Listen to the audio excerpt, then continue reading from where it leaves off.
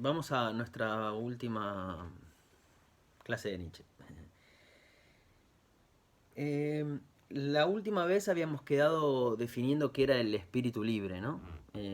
Era solo por ver algo más de Nietzsche, ¿no? Nietzsche es un filósofo que, bueno, como todo filósofo en realidad, ¿no? Eh, Ha escrito de un montón de cosas, ¿no? Yo ya les dije que uno de los temas recurrentes de la filosofía nietzscheana es la crítica de los valores, ¿no? Eso yo les explicaba la vez pasada que eso se debía a que la crítica que hace Nietzsche no se dirige únicamente a la filosofía, a los sistemas filosóficos, sino que se dirige a un modo de vida, ¿no? A una cultura que se vuelve antivital y negadora de la vida, ¿no? Que es lo que le preocupa a Nietzsche. Es cierto que a todos los filósofos les ha preocupado la vida, ¿no? Y los filósofos, yo siempre les digo, no. La filosofía nunca nace de lo abstracto, ¿no? Nunca nace de disquisiciones así muy abstractas. Todos los filósofos han intentado resolver problemas concretos, hasta los más metafísicos, pero es cierto que muchas veces esos sistemas metafísicos se dirigen a esos mundos ideales que ya vimos con Nietzsche que no existen, ¿no? Eh, a Nietzsche le interesa particularmente hacer una crítica a un modo de vida, porque, bueno, es como si fuera un defensor de la vida, Nietzsche, ¿no? De la vida en el sentido en el que él le da, ¿no? No hay que tampoco vulgarizarlo demasiado a Nietzsche. La vida es esto, es el ser entendido como potencia, como fuerza de creación, ¿no? Como un sistema de fuerzas genéticas, ¿no? Que van creando incesantemente nuevos modos de ser. Y esas creaciones, entre otras cosas, son valores, que son los que van a conducir nuestra vida, ¿no?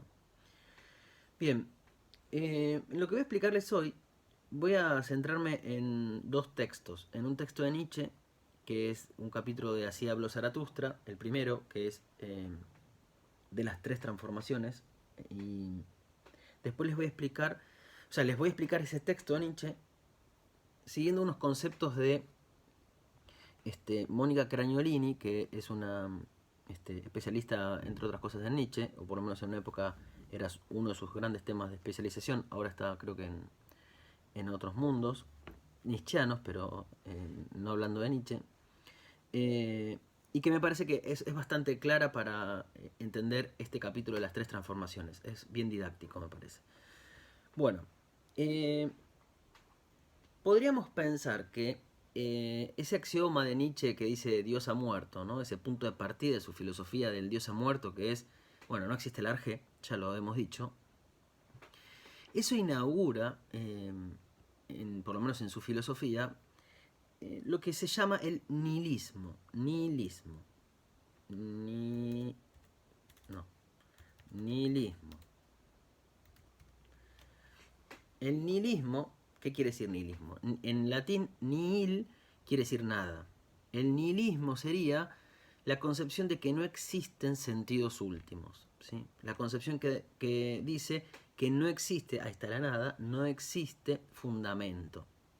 Que no existe razón de ser, ¿no? Para las cosas. Que no hay un principio explicativo, que es lo que nos aterra, ¿no? Bueno, alguna razón tiene que haber por la cual me pasa esto en la vida, ¿no? Las cosas buenas o las cosas malas, pero necesito explicarlo. O alguna razón habrá para que exista el universo. Esa pregunta metafísica. Bueno, no hay razón. No hay nada que explique. No hay nada que explique desde el punto de vista ontológico, por lo menos, ¿no? Es decir, por supuesto que yo puedo explicar por qué en nuestra sociedad hay ricos y pobres. Ahora, ¿por qué razón nos hemos organizado así? Bueno, no hay razón. Más que la arbitrariedad, más que eso que había terminado leyendo la vez pasada sobre la injusticia. ¿Se acuerdan? La vida siempre es injusticia, ¿no? Siempre es perspectiva en el sentido de que es una violentación de lo real. Cuando yo creo una cosa y creo esto y defino la realidad de una manera, la estoy violentando, porque ya sabemos que el ser es abismal, ¿no? Es inabarcable. Entonces, al definir de un modo a la vida, de alguna manera estoy ejerciendo una violencia. La violencia es inseparable de la vida, ¿no? Entonces, Digo, para que no se confunda esto, que no lo malinterpreten. No hay razón. Nietzsche no quiere decir que no hay razones o no hay principios explicativos para entender, por ejemplo, cómo vivimos. Sí, claro que lo hay. No los hay en el sentido ontológico, no los hay en el sentido metafísico, de un principio metafísico que está más allá de las acciones humanas, que está más allá del tiempo y que explica todo de una única manera, ¿no? Bien, entonces, decir que Dios ha muerto es decir que entonces no hay principio explicativo, que no hay fondo, ¿no? Deleuze, un filósofo francés que en algunas cosas sigue a Nietzsche también, dice, la realidad está desfondada y está desfundada, es decir, no tiene fondo y no tiene fundamento, ¿no? No tiene fundamento. ¿Y eso qué es? Es esa apertura que no es más que el caos, ¿no? Que es otra manera de pensar al ser en Nietzsche, ¿no? Como caos, como abismo infinito de movimiento incesante y de creación incesante, ¿no? Muy bien. Ahora bien, frente al nihilismo, frente a esa nada de fundamento, esa nada de ser, no sé cómo llamarlo, a ese abismo, el ser humano, o la vida si quieren, pero podemos reducirlo a lo humano, puede tomar al menos tres posiciones, ¿no? Es decir, se enfrenta al nihilismo de tres maneras distintas. Y entonces eso da pie a lo que esta autora que les cité recién, Cragnolini, llama los tres nihilismos. Ella después va a decir que tal vez hay un cuarto, pero vamos a centrarnos en estos tres nihilismos que se corresponden con las tres transformaciones del Zaratustra. Es decir, tres nihilismos que serían tres maneras de habitar esa nada de ser, ¿no? O esa nada de fundamentos, o esa ausencia de fundamentos últimos, ¿no? Esa ausencia de Hergé. Tres maneras de habitar esa ausencia de Hergé. Uno de esos nihilismos, el primero es el decadente, que es la manera metafísica de habitar al nihilismo, y que se corresponde con la figura del camello que va a aparecer en el Zaratustra. El segundo nihilismo es el nihilismo integral, que es el nihilismo del espíritu libre que hablé la vez pasada. Es el nihilismo que puede destruir las construcciones metafísicas y que se corresponde con la imagen del león en las tres transformaciones de Zaratustra. Y por último, el nihilismo futuro, que es el nihilismo de la creación, es el nihilismo del superhombre, y que se corresponde con la figura del niño en el Zaratustra, ¿sí? Entonces lo que yo voy a hacer es lo voy a ir leyendo el texto y voy a ir explicando. Bien, ¿vamos bien? Entonces eso es como la presentación de lo que vamos a ver hoy, ¿no? Los tres nihilismos, que lo voy a dividir seguramente en varios bloques, ¿eh? Sí, bien, bárbaro. Bueno, entonces vamos a empezar con, les voy a ir leyendo el texto y se los voy a ir explicando el capítulo de las tres transformaciones de Así habló Zaratustra. Bien, este es un libro que Nietzsche escribe y que de alguna manera, muy fiel a su estilo, Nietzsche adquiere digamos, un estilo casi literario, irónico, casi paródico, en relación a esos personajes religiosos que las religiones siempre ponen como esos iluminados que vienen a descubrir, ¿no?, la verdad, eso que nosotros estábamos viendo, ustedes vieron con Cecilia probablemente, en relación a, bueno, estos maestros de la verdad, ¿no?, que son los que descubren la aletheia, ¿no?, los que develan lo real. Y después van a la gente y lo cuentan, ¿no? Bien, Zaratustra es un personaje que Nietzsche se inventa, y que de alguna manera está como medio parodiando a estas figuras tipo Jesús, que, bueno, descubre algo y les viene a traer la buena nueva a la gente, ¿no? Solo que el mensaje de este Zaratustra es todo lo contrario de un mensaje religioso, obviamente, ¿no? Es terrible lo que dice Zaratustra. Y entonces Nietzsche en una introducción cuenta que Zaratustra se aísla, se retira del pueblo, y entonces tiene una especie de iluminación, y después baja a la plaza y empieza a contarles al pueblo su verdad, ¿no? Y claro, pero hace todo lo contrario de lo que haría un sacerdote, ¿no?, o un maestro de verdad.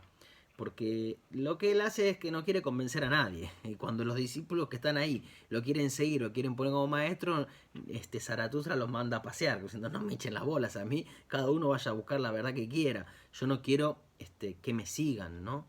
Que es una figura muy fuerte de lo que va a ser el hombre decadente, ¿no? De la religión, de ese hombre que quiere tener gente que esté a su servicio, aduladores, ¿no? Que lo sigan, que crean en su verdad solo porque la dice él. Entonces Zaratustra dice a mí, chao, yo le digo esto, me voy y cada uno sigue con la suya. Bien.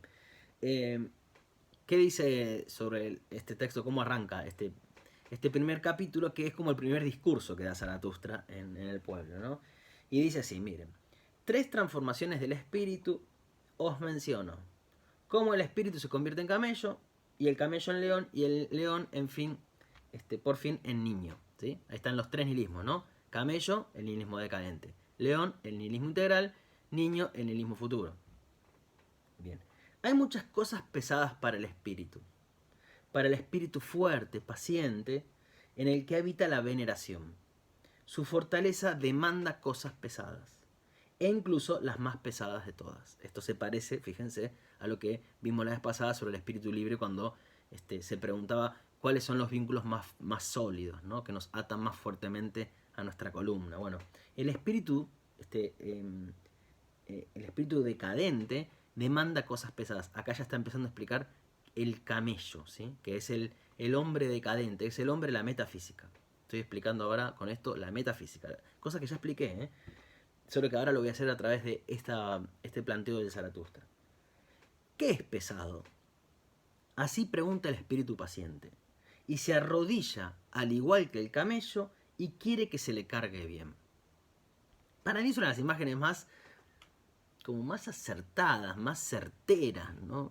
Hasta en el sentido así como guerrero, un golpe certero, ¿no? Que es un golpe mortal para la metafísica. El hombre decadente, el humano decadente, el ser de la metafísica, es un ser que es como un camello, que se arrodilla ante quien lo carga, ¿no? Yo me arrodillo ante quien me carga y me pone la carga más pesada. Es la imagen del religioso, ¿no? Que se arrodilla ante Dios y le pide que lo cargue, ¿no? Y uno va cargando como un camello, caminando por un desierto, va cargando con la vida, ¿no? Y la vida se hace pesada y no termina más, ¿no? Y uno quiere cargar, porque eso es lo que está bien, hay que cargar con las cosas, ¿no? Esa cosa cristiana, por ejemplo, de poner la otra mejilla, ¿no? Del sacrificio, son todas formas de decirle que no a la vida, de decirle que no a la fuerza que está queriendo, digamos, crear, ¿no? Y ser siempre de manera diferente. ¿Qué es lo más pesado, héroes? Así pregunta el espíritu paciente, para que yo cargue con ello y mi fortaleza se regocije, ¿no? Es decir, a mí me encanta que me carguen, ¿no? ¿Acaso no es humillarse para hacer daño a la propia soberbia? ¿Hacer brillar la propia tontería para burlarse de la propia sabiduría? ¿Qué es cargar, ¿no? ¿Qué es esa carga? Humillarse, dice Nietzsche, ¿no? Humillarse para hacer daño a la propia soberbia. Hay un texto que después me fijo si se los dejé en la plataforma, en el que, un texto mío, en el que repaso 2 concepciones que tiene Nietzsche en su obra de la soberbia, ¿no? Y de lo que es la concepción del sujeto en Nietzsche y de lo que sería una especie como de amor propio, ¿no? Nietzsche suele distinguir dos conceptos de soberbia, ¿no? Hay uno que es un concepto positivo y uno que es un concepto negativo, ¿no? Es decir, hay uno en donde la soberbia es un valor que afirma la potencia, es un valor vital, y hay otro en donde la soberbia es un valor antivital. La soberbia como valor antivital, ¿cuál sería? Sería la creencia metafísica en la existencia de un yo, de un sujeto, al tipo cartesiano, ¿no? De Descartes, yo soy o yo pienso, ¿no? Y pensar que ese yo es el principio de mi ser, ¿no? Es el principio explicativo de mi ser. Eso supone una soberbia, ¿en qué sentido? En el sentido de una especie de exceso de creencia en lo que uno es. Y una forma de fijar lo que uno es. y decir yo soy esto, ¿no? Por el contrario, habría otra forma de soberbia necesaria, que es ¿cuál? Es la afirmación de lo que uno es, pero en tanto creación, en tanto invención, pero que es necesaria. Digo, ante ese abismo, ante esas infinitas posibilidades de ser, o ante esas, digamos, infinitas formas de ser, uno tiene que afirmar una diferencia. Y para afirmar la diferencia, uno tiene que tener amor propio, es decir, uno se la tiene que creer. Aunque sabe que es un invento, pero yo me lo tengo que creer para poder afirmarlo. Es importante, es afirmar la diferencia, ¿no? No sé, si yo digo, miren, yo soy, vivo en una familia conservadora y soy homosexual o me gustan los hombres, yo me la tengo que creer en eso. Es decir, tengo que creer que eso es mi ser. Y para eso necesito como una fortaleza de afirmación de la diferencia, que supone esa soberbia, ¿no? De poder afirmarme a mí mismo y creer que yo la tengo más claro que todos ustedes. Es todo mentira, digamos, es todo ficción. Porque ya sabemos que es todo ficción, que no es que hay algunas formas de ser verdaderas y otras falsas. No es que esta es más verdadera, pero de alguna manera así lo tengo que creer para poder afirmar la diferencia, ¿no? Acá Nietzsche está utilizando este término soberbia en ese sentido positivo que le estoy dando. El camello lo que hace es humillar a la propia soberbia, ¿no? Porque imaginemos en ese ejemplo que estoy dando, si yo quiero afirmar mi diferencia sexual, bueno, la moral cristiana, la metafísica me va a decir que no. Y que entonces no, tendré que cargar. Y sí, la verdad que a mí me gustaría estar con un tipo, pero no, me voy a casar con la novia que me eligió mi familia y ahí construyo mi familia heterosexual, pequeño burguesa, tradicional. Y entonces cargo con eso, humillando la propia soberbia, que ¿qué sería? Humillando esa afirmación de una diferencia. Entonces, el camello es el que humilla, el que somete a ese yo que estaba queriendo afirmar una diferencia, ¿no? ¿Acaso no es apartarnos de nuestra causa, la carga pesada? ¿Qué es la carga pesada, no? Apartarnos de nuestra causa, acá está el ejemplo que yo les di recién. Cuando ella celebra su victoria, ¿no? En cuanto estoy queriendo afirmar eso que soy, no, tengo que meter la carga pesada. ¿Qué es qué cosa esa carga pesada? Por ejemplo, siguiendo con la imagen cristiana, el deber, ¿no? Es el deber. Un deber, ahora en un rato lo voy a explicar, un deber que además es imposible de cumplir, ¿no? Por eso es la más pesada de todas. Porque siempre me dicen todo lo que debería ser y no lo soy. Dice, subir a las montañas para tentar al tentador, ¿no?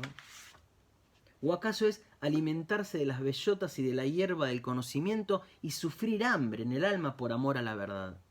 ¿O acaso es estar enfermo y enviar a paseo a los consoladores y hacer amistad con sordos que nunca oyen lo que tú quieres?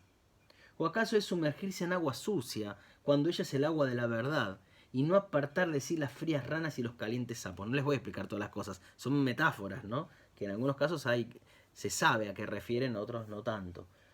Y hay que, bueno, interpretar.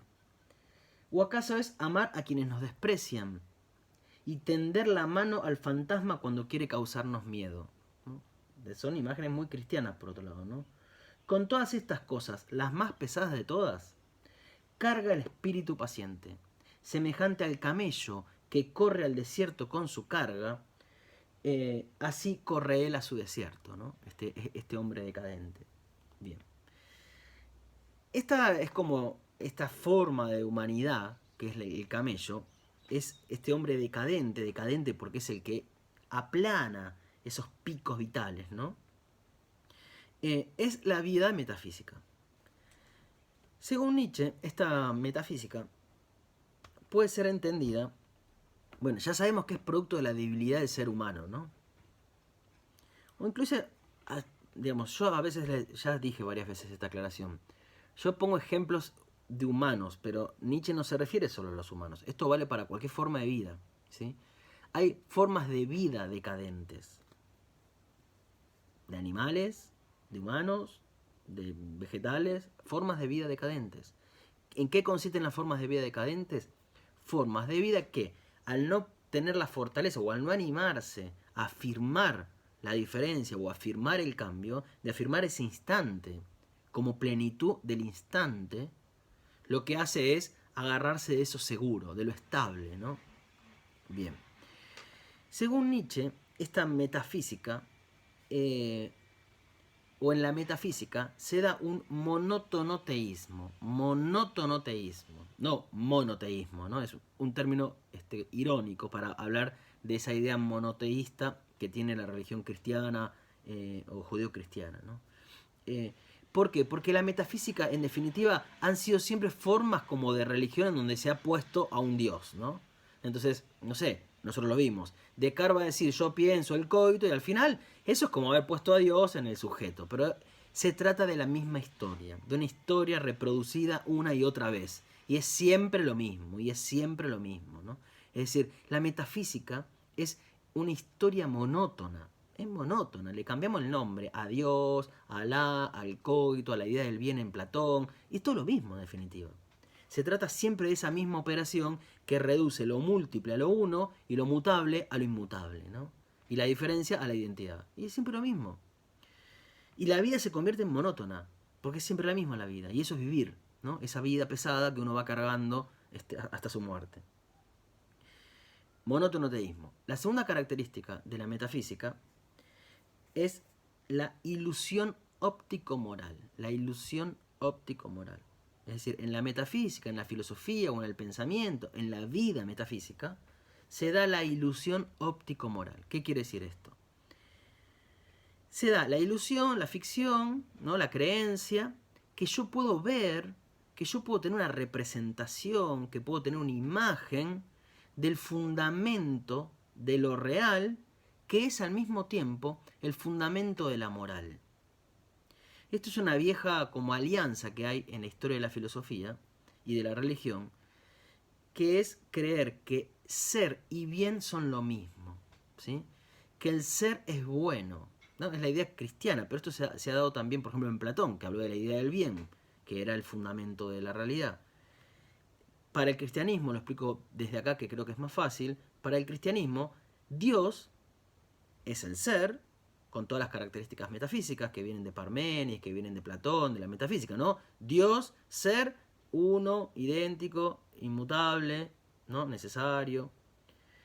Es además el bien, es suma bondad de Dios, ¿no? Es decir, el fundamento ontológico es fundamento también de la moral. Puedo tener una imagen del fundamento ontológico que es también el fundamento de la moral, Sofía, eso. Puedo tener, esa es la ilusión óptica, ¿no? La creencia que puedo tener una imagen, que puedo tener una representación, es decir, que puedo conocer con certeza, con claridad, con distinción, el fundamento ontológico, que es también fundamento moral. Porque ser y bien coinciden. Porque lo que es el ser es también el bien. Dios es suma bondad. Dios crea todo. Si Él es el ser, y es bueno, toda su creación sería como buena. Lo que pasa es que esa creación después se mezcla con el no ser. Y el no ser es el mal, ¿no? Según una concepción cristiana, el no ser es el mal, que es alejarse de Dios. Pero para esa concepción, Dios es sumo ser, ser pleno y perfecto, y es suma bondad. Nos alejamos de Dios y entonces los seres empiezan a ser imperfectos ontológicamente. Es decir, son y no son, ¿no? Porque si bien Dios es todo lo que es, ni fue ni será, es un eterno presente, y eso quiere decir que es un ser pleno, nosotros somos, fuimos y seremos, ¿no? Eso quiere decir que ya no somos, todavía no somos mezcla de ser y no ser. Alguna vez les expliqué creo esto. Somos mezcla de ser y no ser. Ahora fíjense lo que pasa. Si somos mezcla de ser y no ser, y si ser es sinónimo de bien, eso quiere decir que tenemos alguna parte buena y una parte que es mala, ¿no? Que en la religión cristiana eso sería ese pecado, la falta original, ¿no? Acá hay algo que a mí me parece que es una de las cosas más interesantes de Nietzsche, y más tal vez permanentes de su crítica, ¿no? Esto no se evapora de su crítica, que es, Nietzsche denuncia que la metafísica, en definitiva, nos condena a una doble falta, a una falta ontológica y a una falta moral. Voy a explicar un poco más esto.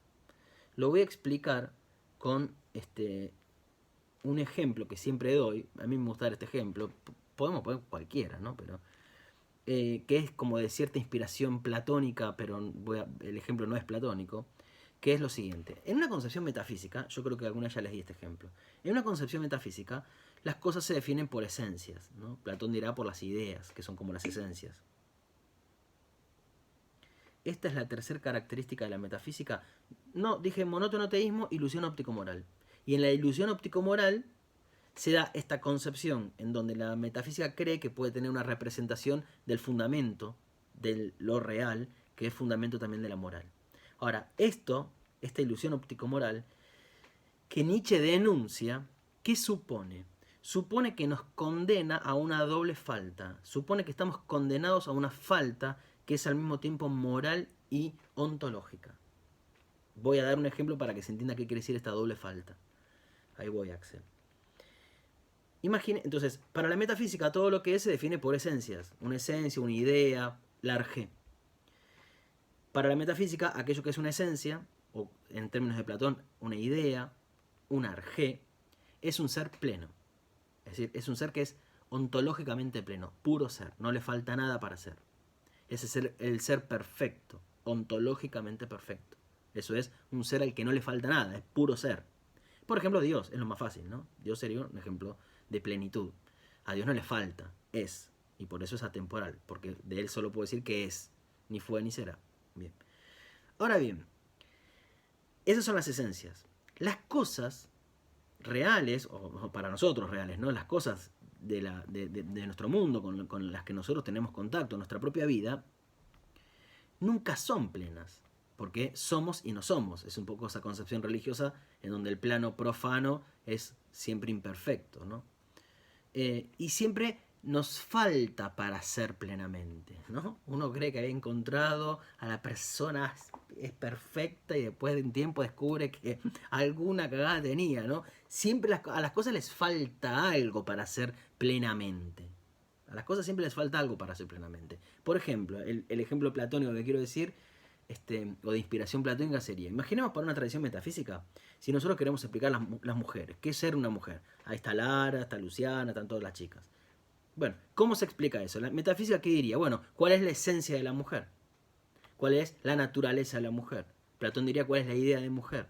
La esencia. La esencia será todo lo que una mujer puede ser, aquello que hace que una mujer sea una mujer y es la plenitud de la mujer. En el medioevo, y ahí va el ejemplo mío, en el medioevo esto sería, por ejemplo, la Virgen María. La Virgen María es todo lo que una puede ser. Sería la plenitud de la mujer.